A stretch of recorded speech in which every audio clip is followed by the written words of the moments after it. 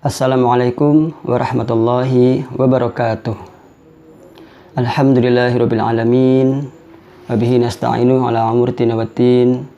Wassalatu wassalamu ala asyrafil anbiya'i wal mursalin Sayyidina Muhammadin wa ala alihi wa sahbihi wasallim.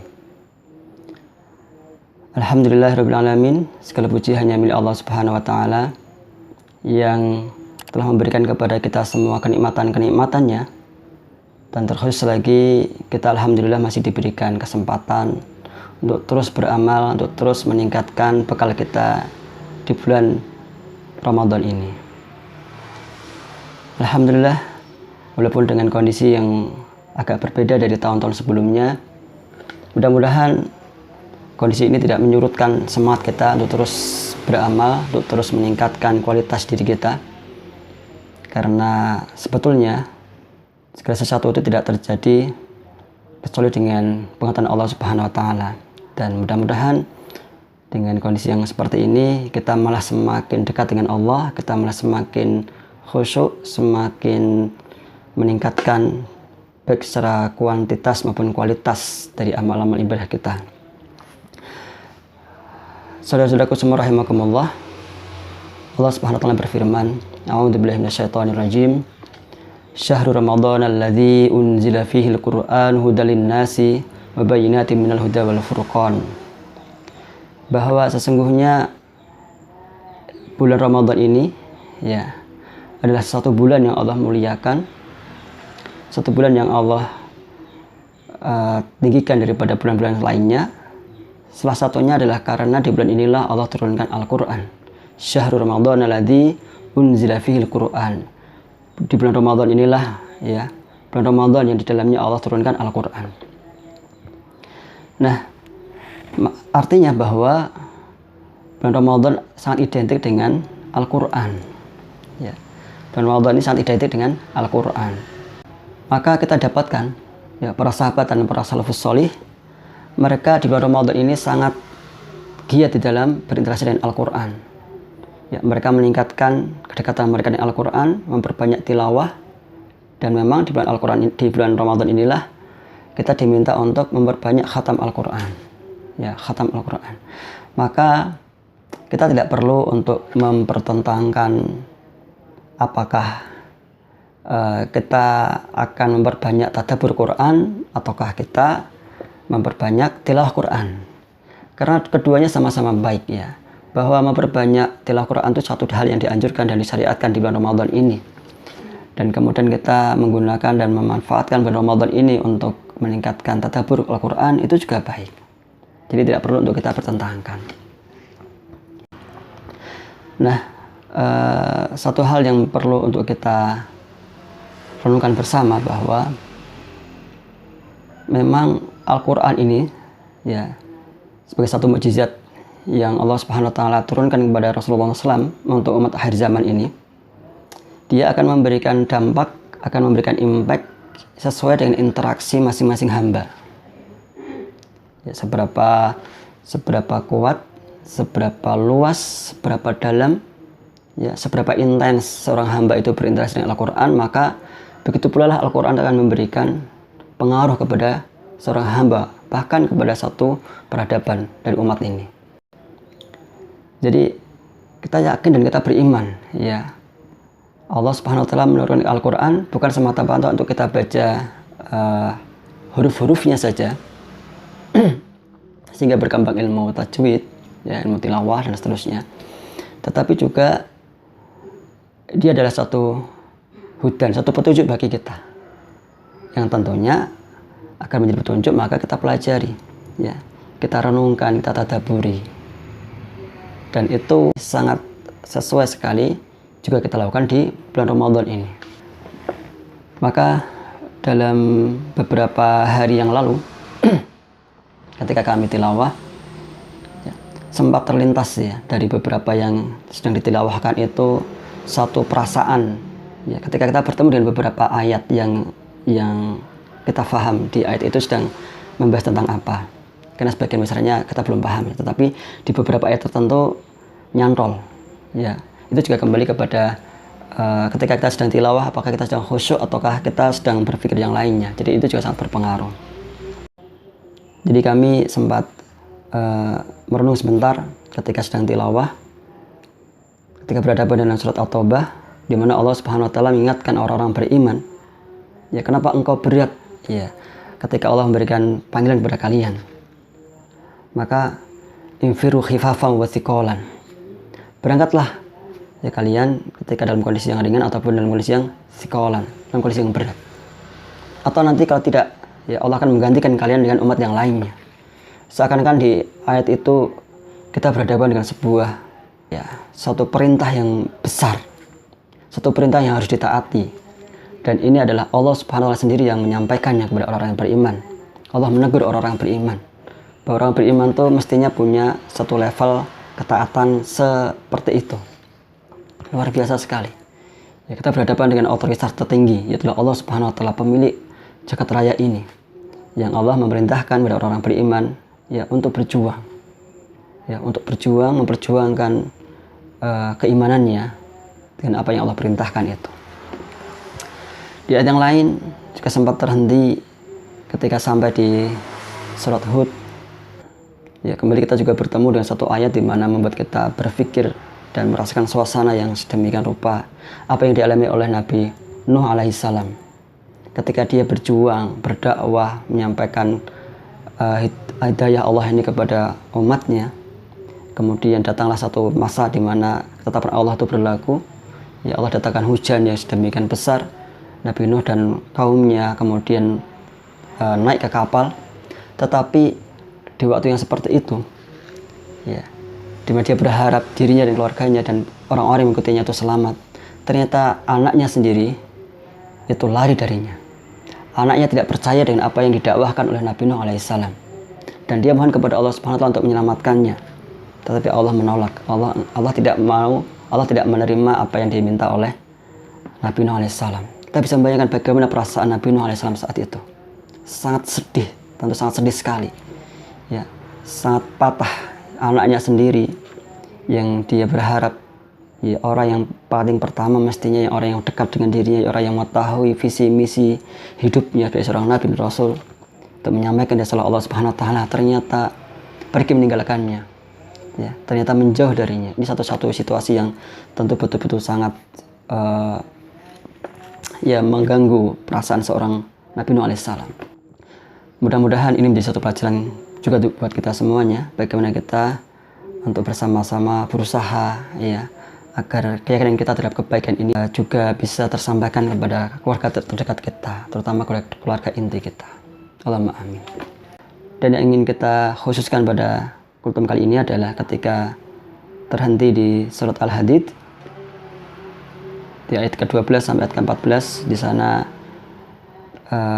ada satu dialog ya antara orang munafik dan orang beriman, dan sangat mengharukan sekali. Nanti bisa dibuka kembali ya. A'udzubillahi minasyaitonirrajim. Bismillahirrahmanirrahim. Yauma taral mu'minina wal mu'minati yas'a nuruhum baina aydihim wa bi aymanihim. Pada hari engkau akan melihat orang-orang yang beriman, laki-laki dan perempuan, betapa mereka bersinar, betapa cahaya mereka itu bersinar ya, di depan mereka dan di sebelah kanan mereka.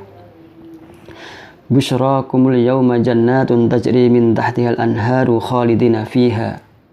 Maka diberikan kabar gembira kepada mereka bahwa pada hari itu tajri min tahtihal anharu khalidina fiha. Mereka diberikan jannah, tentang surga yang mengalir di bawahnya sungai-sungai, kekal mereka di dalamnya. Jadi kabar gembira kepada orang beriman. Dzalika huwal fawzul azim, dan itulah satu kemenangan yang agung, kemenangan yang mulia. Jadi di ayat ke-12 ini Allah menggambarkan ya, ketika engkau melihat orang beriman melihat ya, bahwa pada hari itu orang-orang beriman mereka akan diberikan cahaya di depan mereka dan di sebelah kanan mereka. Ya, jadi orang beriman nanti akan berbaris di yaumul mahsyar dan mereka akan mempunyai cahaya, ya, punya nur yang meliputi depan mereka dan di sebelah kanan mereka. Dan bagi orang-orang seperti itu diberikan kabar gembira kepada mereka tentang jannatin tajri min tahtil anhar, tentang nikmatnya surga-surga yang mengalir di bawahnya anhar, sungai-sungai. Jadi satu satu tempat yang sangat indah, satu tempat yang sangat menyenangkan, satu tempat yang bisa memberikan kepada mereka semua hajat yang mereka inginkan. Jadi satu tempat yang paling menyenangkan yang Allah beritakan gembira kepada mereka saat itu. Kemudian di ayat yang selanjutnya, ayat ke-13, yauma yaqulul munafiquna wal munafiqatu, ya, pada hari itu berkatalah orang-orang munafik laki-laki dan orang-orang munafik perempuan, lilladzina amanu, kepada orang-orang beriman. Jadi mereka berkata pada orang-orang beriman di hari itu, unzuruna naqtabis min nurikum, ya, tunggulah kami agar kami bisa mengambil cahaya kalian. Jadi orang-orang munafik itu karena tidak bercahaya, karena mereka tidak memiliki nur. Kita bisa membayangkan ada sekelompok orang yang mereka punya cahaya dan ada sekelompok orang yang mereka tidak punya cahaya. Di hari yang sangat mencekam, di hari yang sangat menakutkan itu, dan orang bercahaya telah diberikan sebuah kabar gembira, hasil yang terbaik. Tentu orang-orang yang mereka tidak memiliki cahaya, mereka ingin agar mereka juga termasuk orang-orang yang mendapatkan cahaya itu, sehingga mereka berkata ya kepada orang beriman itu, tunggulah kami agar kami bisa mengambil cahaya kalian, agar kami juga bisa memiliki cahaya seperti kalian. Kemudian dikatakan kepada mereka, qila rji'u wara'akum faltamisu nura, ya, dikatakan kepada mereka, kembalilah kalian ke belakang dan carilah cahayamu sendiri. Ya, kembalilah kamu ke belakang, ya, kembali kamu ke belakang dan carilah cahayamu sendiri. Faduriba bainahum bisuril lahu babun batinuhu fihi rahmah wa zahiruhu min qibalihil adzab. Kemudian diletakkan di antara mereka satu dinding yang berpintu, Diletakkan di antara mereka dinding yang berpintu, yang bagian dalamnya itu adalah penuh kerahmatan dan di sebelah luarnya ya, adalah azab semuanya.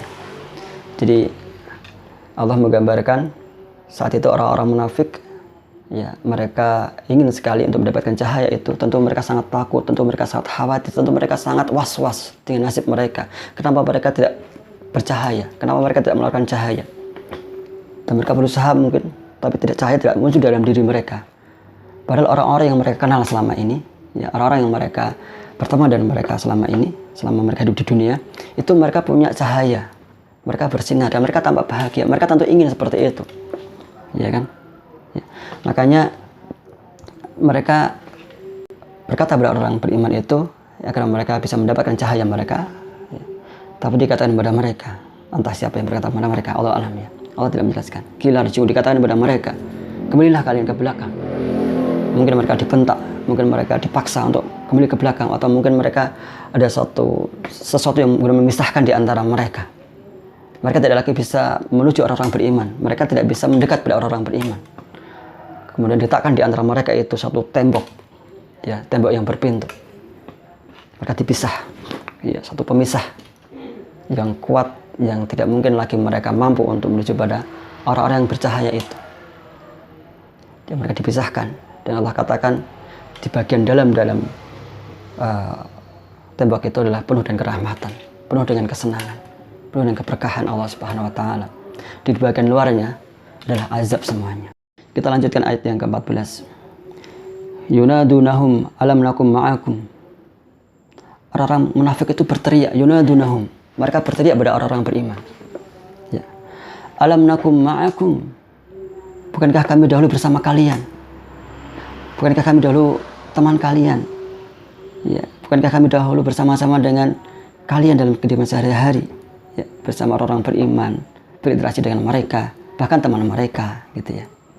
Jadi mereka ingin mengajukan satu pernyataan yang mudah-mudahan itu bisa menimbulkan satu ibah, ya, dari orang-orang beriman. Bukankah kami dulu ada bersama-sama kalian? Alam nakum ma'akum. Qalu bala, ya. Mereka berkata, qalu bala. Maka orang beriman mengatakan, iya, benar. Ya, benar bahwa mereka dulu adalah bersama-sama dengan mereka, dan mereka dulu bersama-sama dengan orang-orang beriman itu. Walakinnakum fatantum anfusakum, akan tetapi kata orang beriman itu, fatantum anfusakum, kalian telah mencelakakan diri kalian sendiri. Ya, kalian telah menganiaya diri kalian sendiri. Ya, artinya berbuat zalim dengan dirinya sendiri.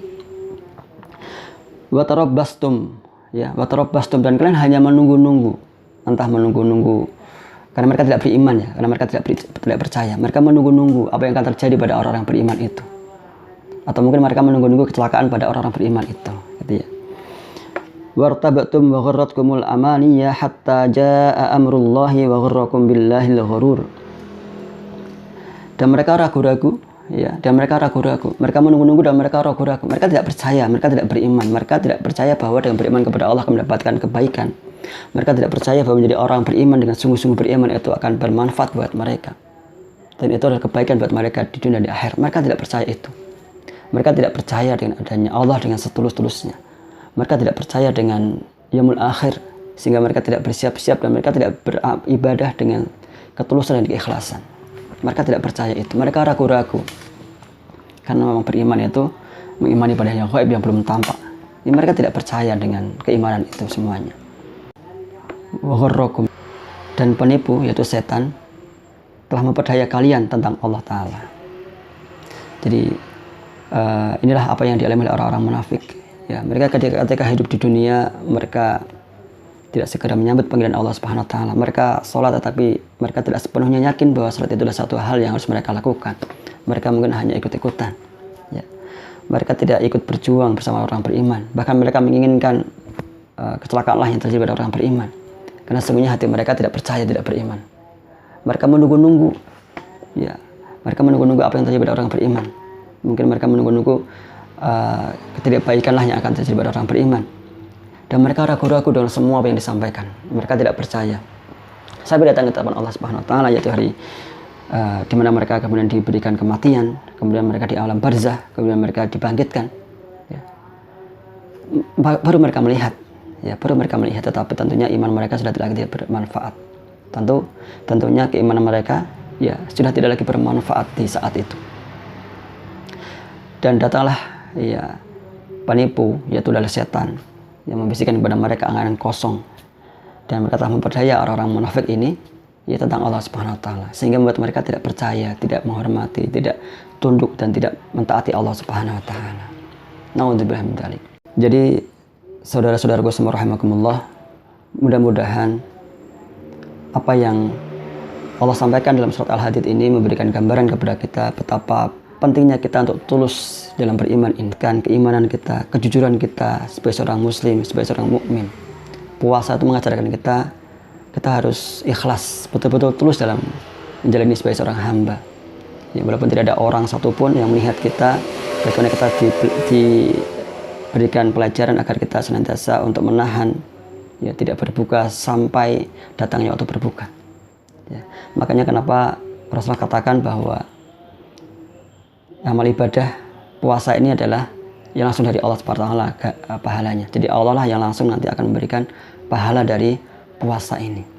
Karena inilah satu ibadah yang menuntut kejujuran, ya. Maka mudah-mudahan di bulan Ramadan ini kita akan senantiasa mendapatkan, ya, ibrah-ibrah, mendapatkan nasihat-nasihat, tausiah-tausiah robbani yang akan mempengaruhi diri kita. Dan itulah yang kita butuhkan. Bagaimana kita bisa lebih dipengaruhi lagi oleh Al-Quran, sehingga kemudian membentuk rasa iman kita kepada Allah Subhanahu Wa Taala. Demikian, mudah-mudahan bermanfaat. Wassalamualaikum warahmatullahi wabarakatuh.